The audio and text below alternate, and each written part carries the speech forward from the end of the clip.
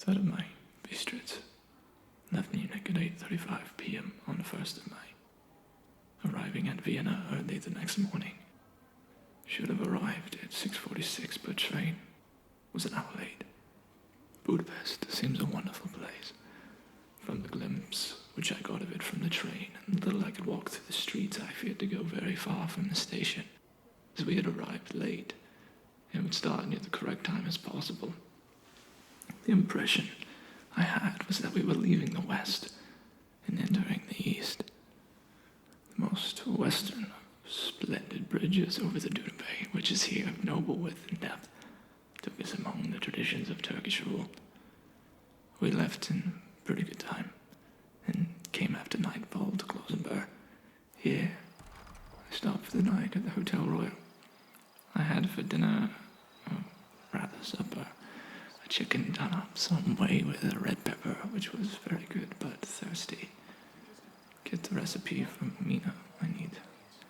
I asked the waiter, and he said it was called a paprika hindel, and at that, as it was a national dish, I should be able to get it anywhere along the Carpathians. I found my smattering of German very useful here indeed. I don't know how I should be able to get on without it, having had some time at my disposal when in London. I had visited the British Museum and made search among the books and maps in the library regarding Transylvania. It had struck me that some foreknowledge of the country could hardly fail to have some importance in dealing with the noblemen of that country. I find that the district he named is in the extreme east of the country, just on the borders of the 3 states. Transylvania, Moldavia, and Bukovina, in the midst of the Carpathian Mountains, one of the wildest and least known portions of Europe.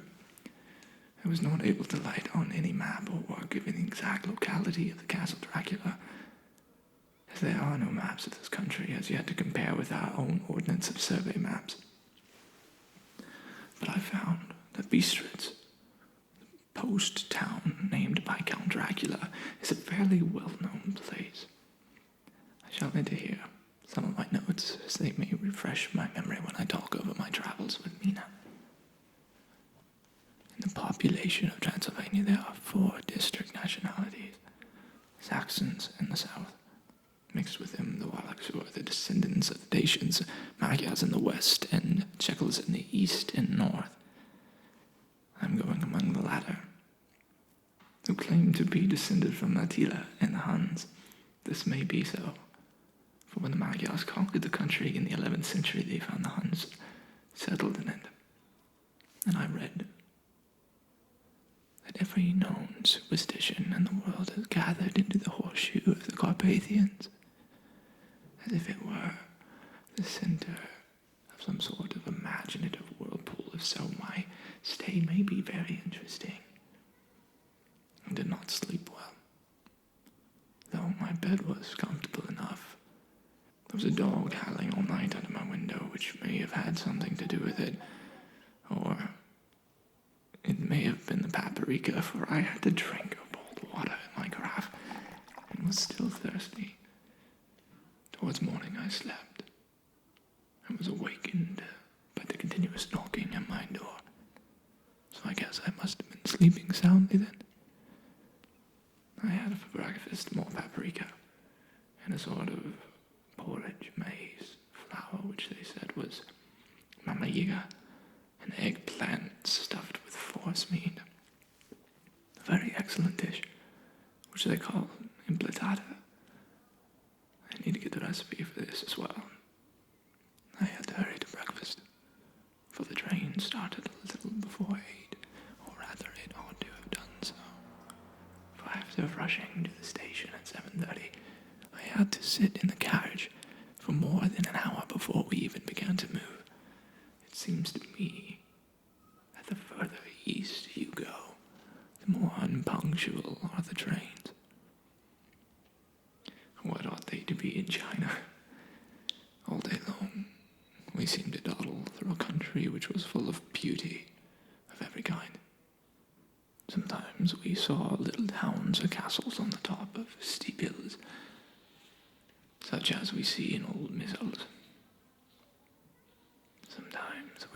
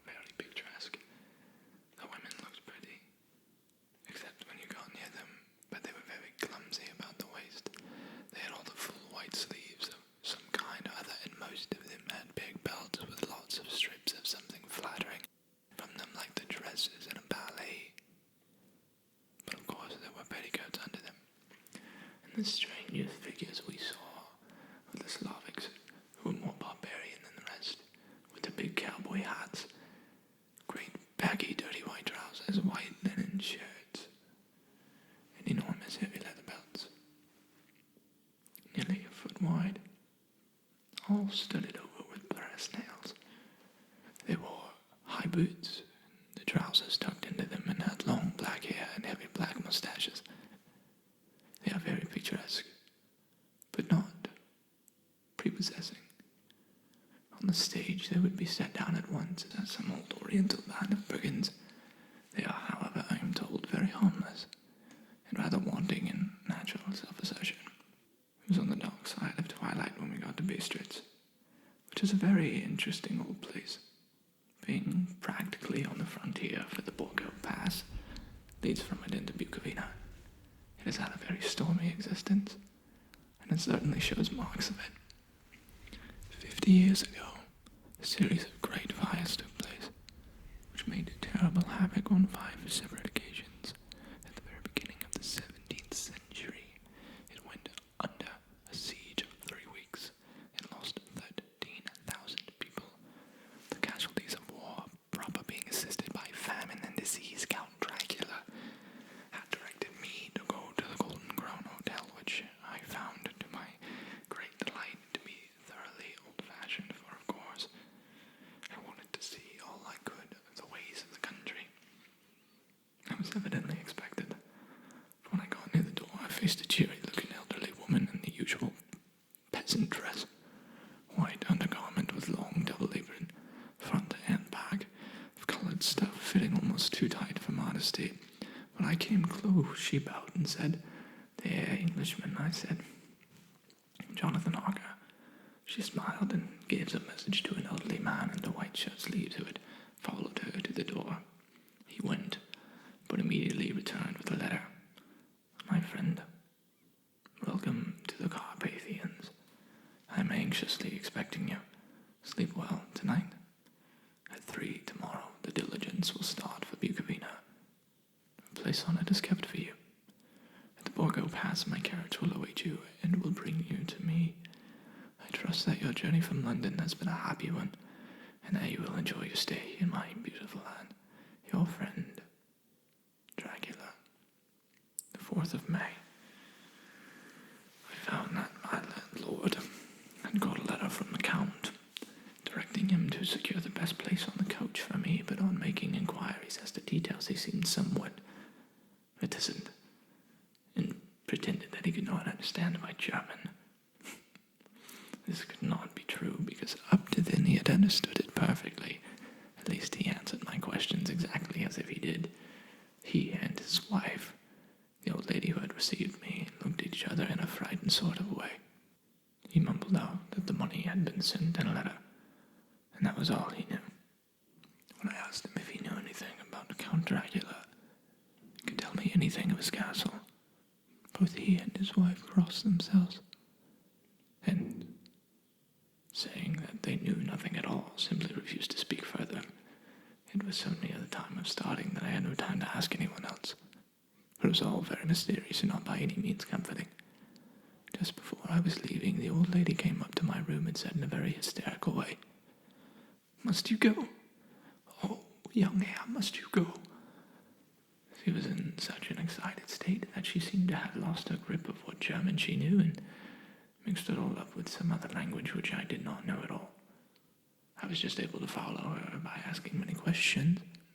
When I told her that I must go at once and I was engaged on important business, she asked again, Do you know what day it is?" And I answered that it was the 4th of May. She shook her head as she said again, "Oh yes, I know that, but do you know what day it is?" On my saying that I did not understand, she went on, "It is the eve of St. George's Day. Do you not know that tonight when the clock strikes midnight, all the evil things in the world will have full sway? Do you know where you are going and what you are going to do?" She was in such an evident distress that I tried to comfort her, but without effect. Finally, she went down on her knees and implored me not to go, at least to wait a day or two before starting. It was all very ridiculous, but I did not feel comfortable. However, there was business to be done, and I could allow nothing to interfere with it. I therefore tried to raise her up and said,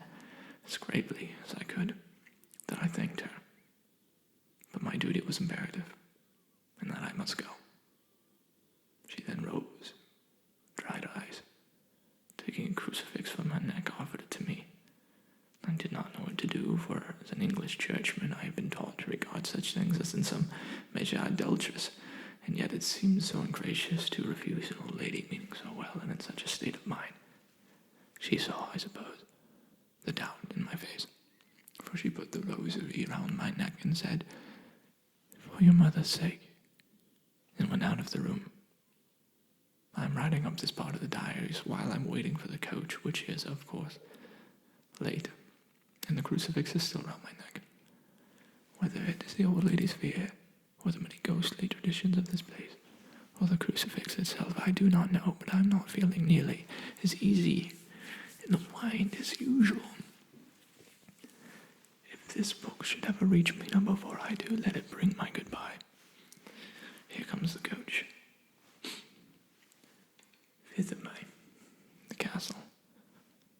The grey of the morning has passed, and the sun is high over the distant horizon, which seems jagged, whether with trees or hills I know not, for it is so far off that big things and little are mixed. I'm not sleepy, and as I'm not to be called till I awake, naturally I write till sleep comes. There are many odd things to put down, and lest who reads them may fancy that I dined too well before I left Bistritz, let me put down my dinner exactly. I dined on what they call rubber steak, bits of bacon, onion, and beef, seasoned with red pepper, strung on sticks and roasted over the fire in the simple way London's cat some meat. The wine was golden madish, which produces a sting on the tongue, which is however not disagreeable. I had only a couple of glasses of this, and nothing else. When I got on the coach, the driver had not taken his seat, and I saw him talking with the landlady. They were evidently talking of me, for every now and then they looked at me.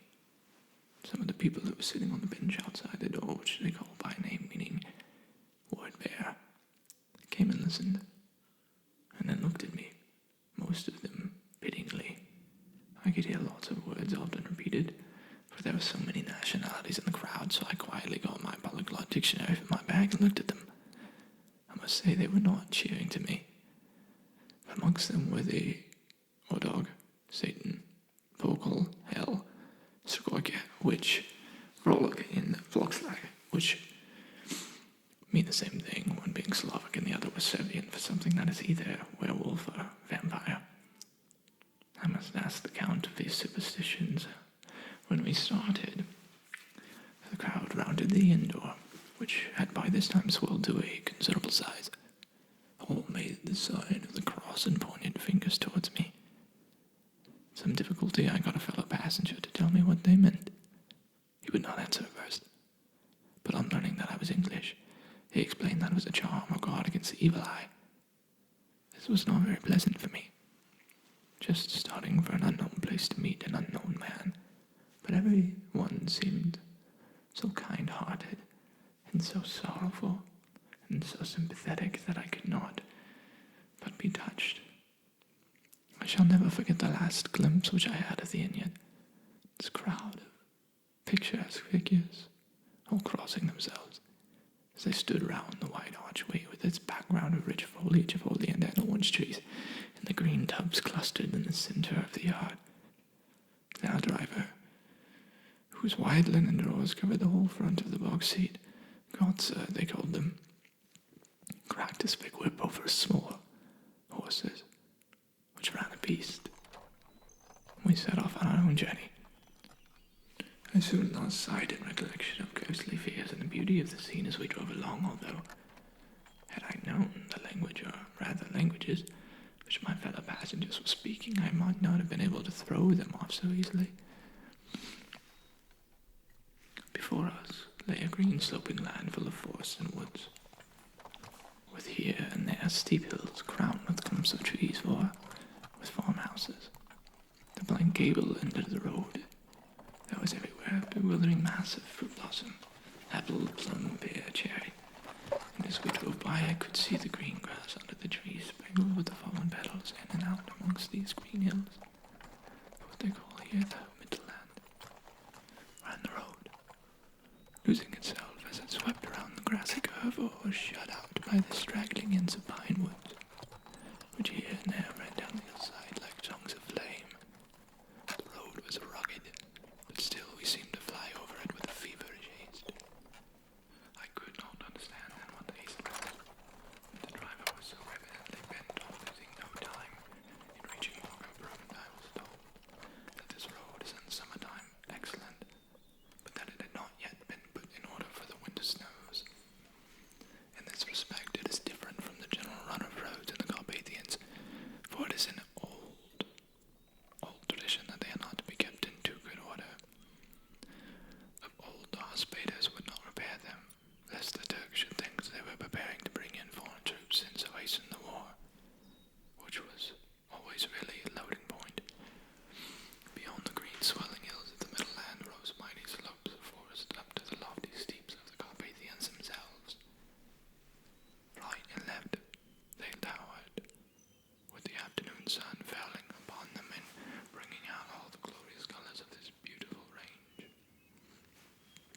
Deep blue, purple in the shadows of these peaks, green and brown where grass and rock mingled, and an endless perspective of jagged rock and pointed crags. Till these were themselves lost in the distance, where the snowy peaks rose grandly. Here and there seemed mighty rifts in the mountains, through which, as the sun began to sink, we saw now and again the white gleam of falling water. One of my companions touched my arm as we swept around the base of a hill and opened up the lofty, snow-covered peaks of a mountain, which seemed, as we wound on our serpentine way, to be right before us. "Look, isn't it God's seat?" And he crossed himself reverently. As we wound on our endless way, and the sun sank lower and lower behind us, the shadows of the evening began to creep around us. This was emphasized by the fact that the snowy mountain top still held the sunset, and seemed to glow out with a delicate cool pink.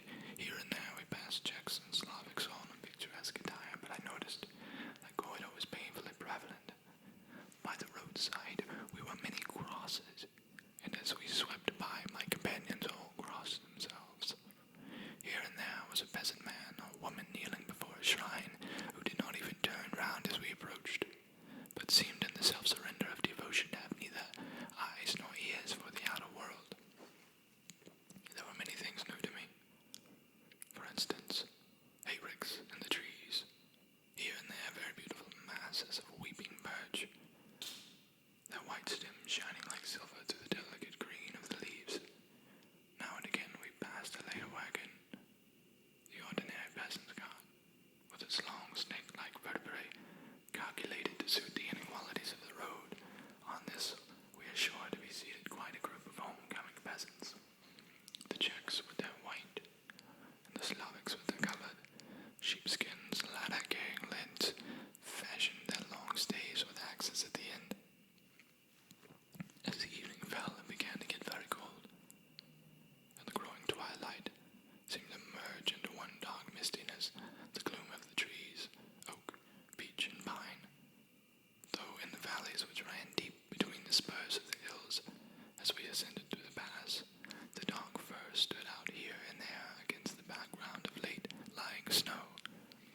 Sometimes as the road was cut through the pine woods that seemed in the darkness to be closing down upon us, great masses of grayness, which here and there bestrewed the trees, produced a peculiarly weird and solemn effect, which carried on the thoughts, grim fancies